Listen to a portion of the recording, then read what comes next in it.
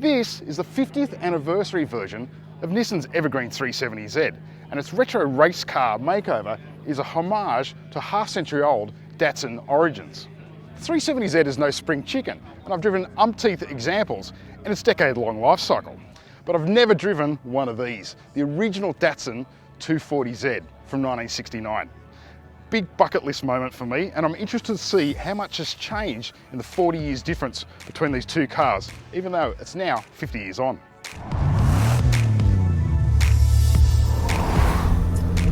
The 240Z came about because Japan wanted to prove to the rest of the world that it could create exciting driver's cars. But unlike the Skyline GTR, which Japan kept to itself, the 240Z was a proper global offering.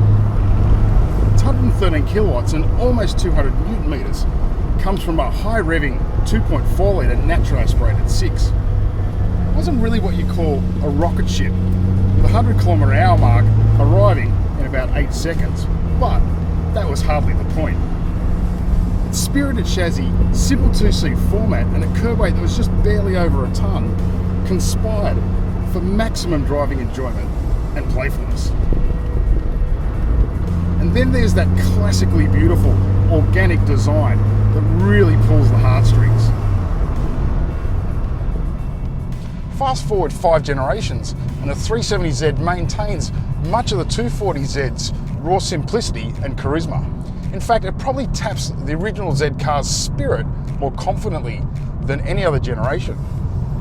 Crucially, the 370Z maintains some really key Z attributes: the cozy cabin, a noisy ambience, that long bonnet and some really stirring body lines that still look reasonably fresh 10 years on. If there's a modern car that can really get away with the retro kitsch of countersunk analog gauges, it's the most contemporary of the Z cars.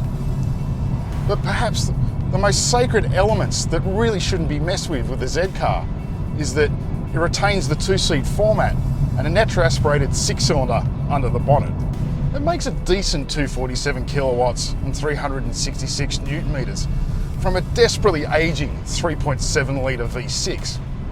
But to modernise and opt for a turbocharged 4-cylinder engine would be like carving out a huge part of the Z car's soul. Yes, the 370 is really almost desperately showing its age, but there is something about just the raw simplicity and almost classic vibe of this car that I find really endearing. So, how does the 50th anniversary edition of the 370Z go in 2019, given it's now 10 years old? For our full written review, check out CarAdvice.com.